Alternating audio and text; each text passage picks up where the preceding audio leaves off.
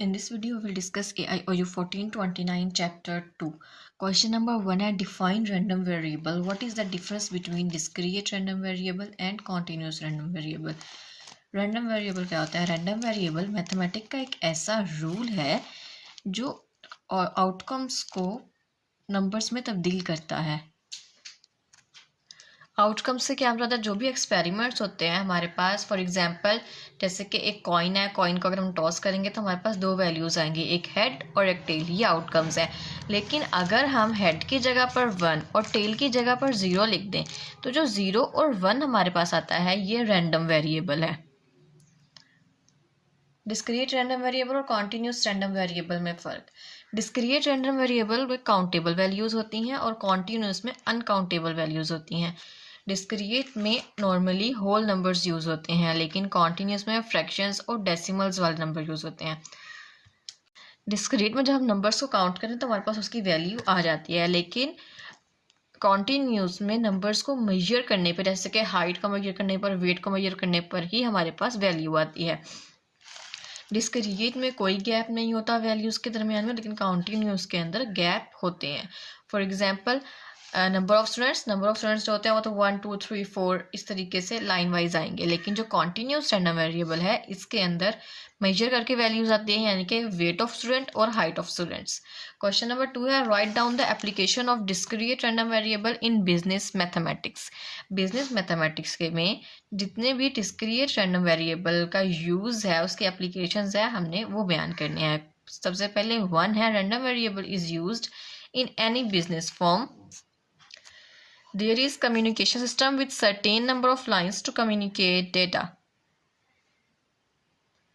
Random variable में random variable जो होता है वो बहुत सी जगह पर यूज़ होता है, जैसे कि सबसे पहले बिजनेस फर्म में, कम्युनिकेशन सिस्टम में यूज़ होता है, डेटा कम्युनिकेशन के लिए और वॉइस कम्युनिकेशन के लिए भी यूज़ होता है। उसके अलावा अगर हमें किसी चीज़ की प्रोबेबिलिटी फाइंड करनी हो तो उसके लिए भी हम डिस्क्रीट वेरिएबल का ही यूज़ करते हैं। डिस्क्रीट वेरिएबल एयरपोर्ट्स पर यूज़ होता है, जैसे कि अगर फॉर एग्जांपल फाइंड करना हो कितनी फ़्लाइट्स टेक ऑफ हुई हैं और कितनी बाद में लैंड हुई हैं, इन सबका जो डाटा है वो रैंडम वेरिएबल में फाइंड होता है। रैंडम वेरिएबल केमिकल इंजीनियरिंग में भी यूज़ होता है। उसके अलावा केमिकल रिएक्शंस को कंप्लीट करने के लिए भी रैंडम वेरिएबल का यूज़ होता है। दिन में कितनी आइटम्स बेची हैं, कितनी रह गई हैं, इन सब का डेटा कलेक्ट करने के लिए भी रैंडम वेरिएबल का यूज़ होता है। लास्ट पॉइंट है discrete variable is also used in bank. Discrete variable banks में यूज़ होता है। इस क्वेश्चन का आंसर आप यहाँ से भी याद कर सकते हैं। इसके अलावा चैप्टर में लास्ट पेज पर इस क्वेश्चन का आंसर दिया गया है। क्वेश्चन नंबर 3 है 360 डेज में जितने भी फॉल्स अलार्म्स थे उन सब की डेटा फाइंड किया गया है, फ्रीक्वेंसी डिस्ट्रीब्यूशन बना दी गई है। हमने ओनली इसकी प्रोबेबिलिटी डिस्ट्रीब्यूशन फाइंड आउट करनी है। प्रोबेबिलिटी फाइंड करने का फॉर्मूला होता है P equal to favourable outcome by total outcome.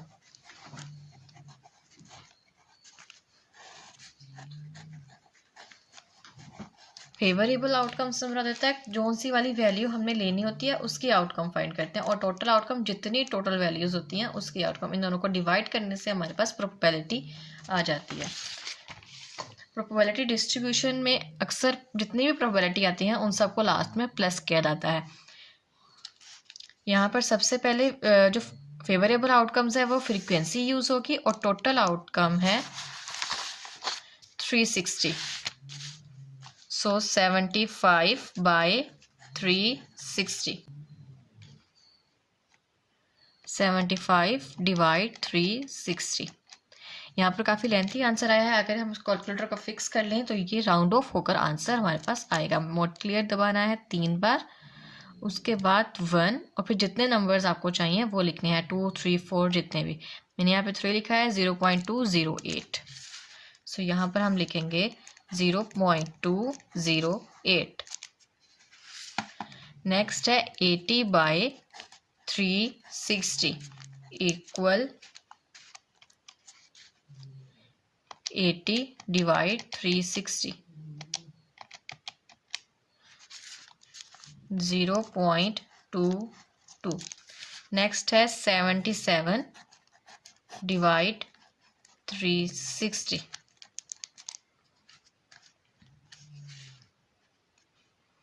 77 divide 360, 0.214, 40 divide 360, 40 divide 360, 0.111, 28 divide 360, 28 divide 360 equal to 0.078. Next है 24 डिवाइड 360,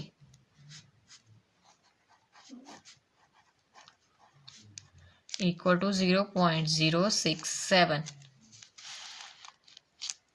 नेक्स्ट है 20 डिवाइड 360 इक्वल 20 डिवाइड 360, 0.056.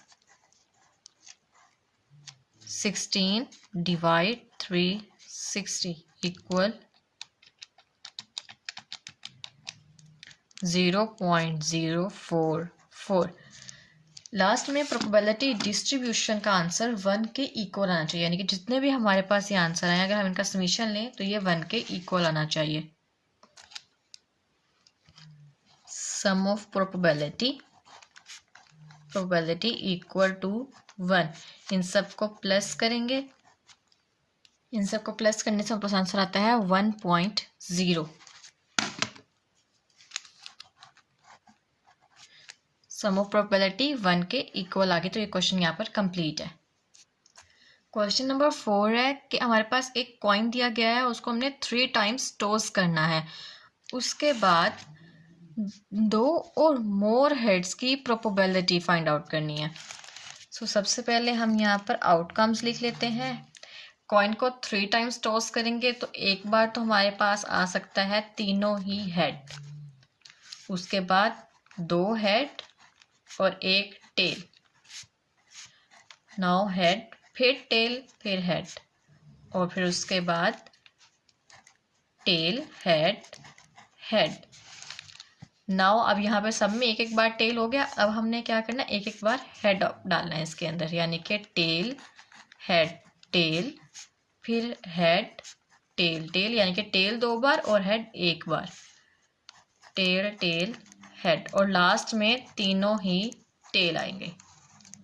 यहाँ पर ये 8 आउटकम्स आती हैं. अब हमने क्या करना है, इसकी डिस्ट्रीब्यूशन बनानी है.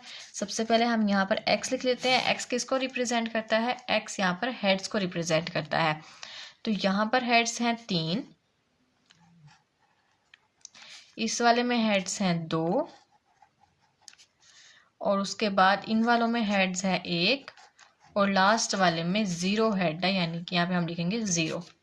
उसके बाद फ्रीक्वेंसी, ऐसी वैल्यूज जिसमें 3 हेड्स हैं वो कितने हैं, वो है सिर्फ 1, तो यहाँ पे फ्रीक्वेंसी आ जाएगी 1. उसके बाद ऐसी वैल्यूज जिसमें हेड 2 दफ़ा है, वो है 1, 2 और फिर ये वाले 3 दफ़ा ऐसी आउटकम आई है जिसकी वैल्यू जिसमें हेड 2 दफ़ा है, तो हम यहाँ पर लिखेंगे 3. उसके बाद 1, ऐसी वैल्यूज जिनमें हेड 1 दफ़ा है, तो एक ये, 2 और 3. फिर उसके बाद ऐसी आउटकम्स जिनमें हेड 0 टाइम्स है, तो वो आएगी ओनली टेल, तो यहाँ पर हम लिखेंगे 1.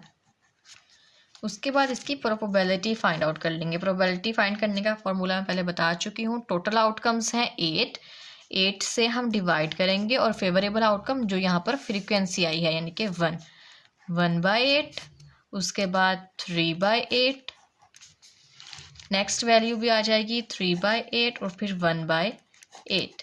अब लास्ट बट लास्ट क्वेश्चन है हमारे पास, what is the probability of 2 और मोर हेड्स. 2 और ज़्यादा हेड्स की प्रोबेबिलिटी निकालनी है, यानी कि ये वाली प्रोबेबिलिटी अलग से निकालनी है.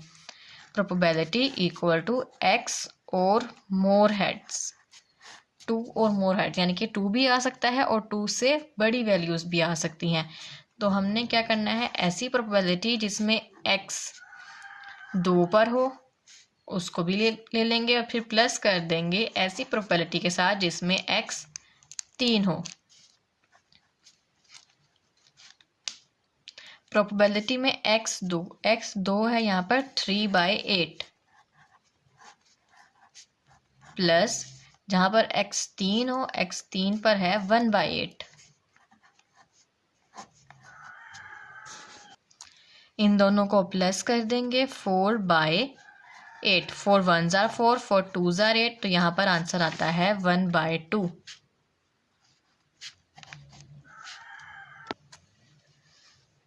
क्वेश्चन नंबर 5 है, एक बैग में 4 रेड्स और 6 ब्लैक बॉल्स हैं।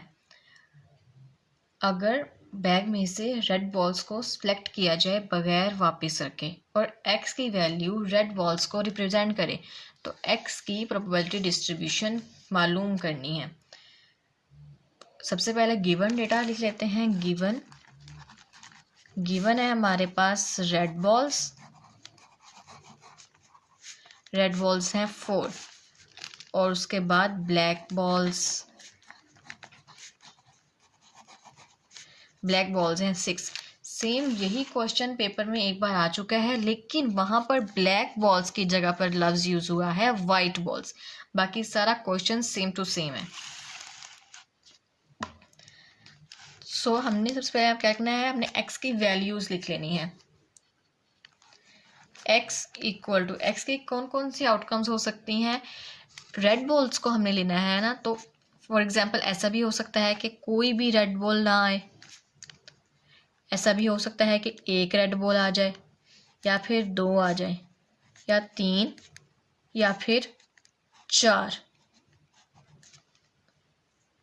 ये x की हमने यहाँ पर आउटकम्स लिख ली। अब सबसे पहले हम x0 का आंसर निकाल। x = 0। x = 0 मीन्स कि हमने रेड बॉल्स में से रेड बॉल्स लेनी है 0 और जो ब्लैक बॉल होगी, टोटल बॉल्स 4 हैं तो ब्लैक बॉल्स आ जाएगा यहाँ पर 4। उसके बाद फॉर्मूला लिखेंगे। फॉर्मूला है हमारे पास 4cx × 6cx by total probability. Total होगी 6 + 4 10cx।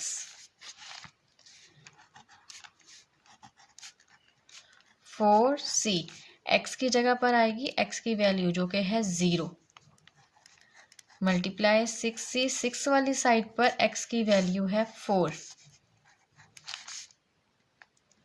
Bye 10c। x की वैल्यू यहाँ पर भी 4 है।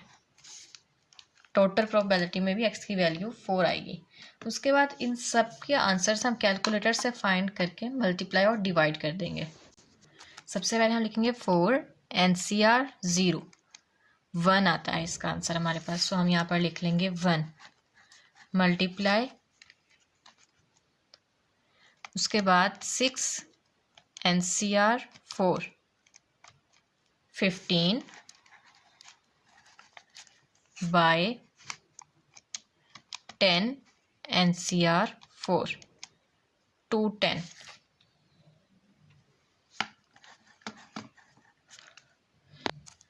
Now 15 1s are 15 by 210। उसको यहाँ पे कट कर देंगे। 5 3s are 15, 5 4s are 20 और 5 2s are 10।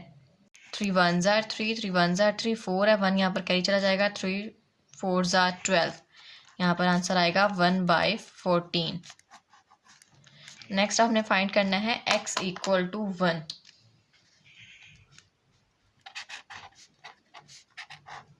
x = 1 का मीन है कि रेड बॉल्स होंगी 1।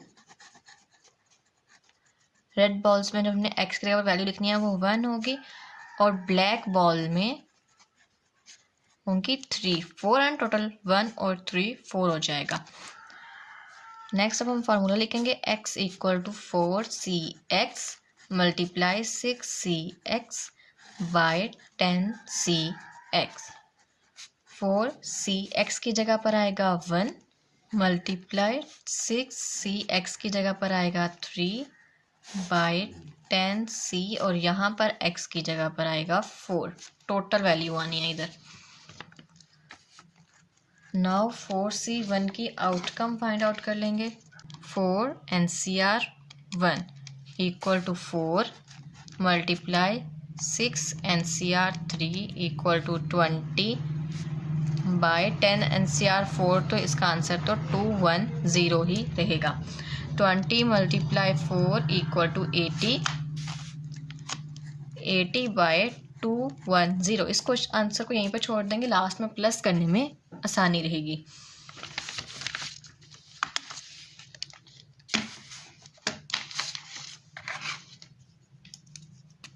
नेक्स्ट अब हमने प्रोबेबिलिटी निकालनी है x इक्वल टू 2 पे। इट्स मीन रेड बॉल्स होंगी 2 और ब्लैक बॉल्स भी 2।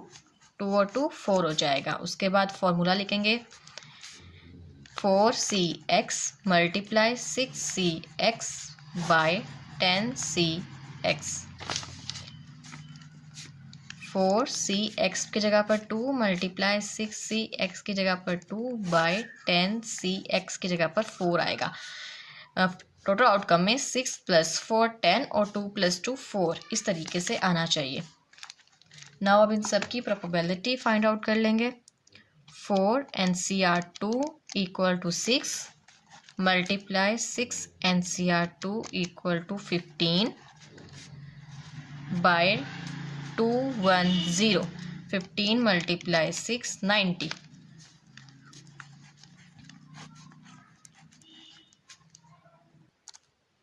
नेक्स्ट आपने फाइंड करनी है प्रोबेबिलिटी x इक्वल टू 3 पर, यानी कि रेड बॉल्स होंगी 3 और ब्लैक बॉल्स होंगी 1। जल्दी से फार्मूला लिख लेंगे 4cx multiply 6cx by 10cx।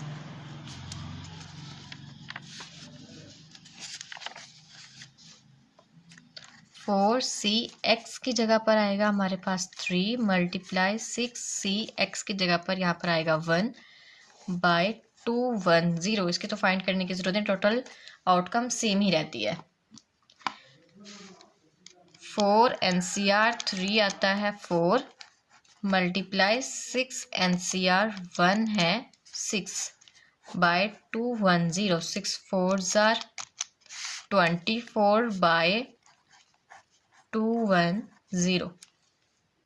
Last में हमने फाइंड करनी है x इक्वल टू 4, यानी कि जहाँ पर x की वैल्यू 4 हो जाए।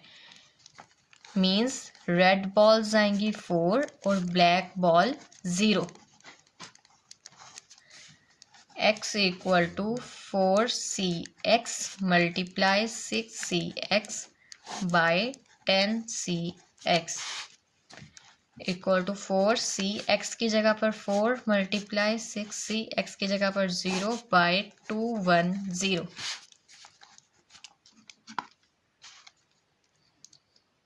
4c4 1 multiply 6 NCR 0 1 by 210। 1 1s are 1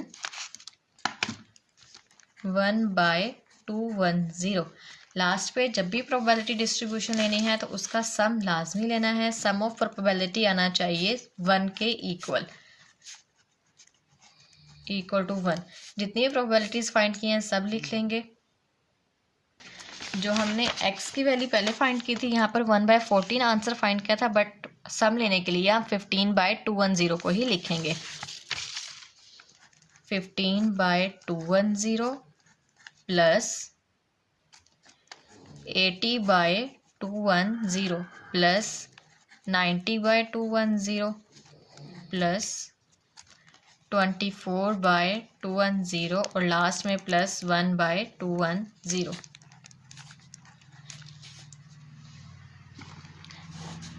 210 इन सबका एलसीएम लेके इन सबको ऐड कर देंगे।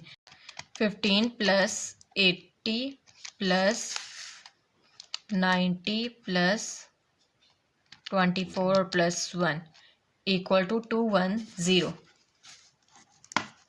210 से कैंसिल, सो इसका आंसर हमारे पास आता है 1।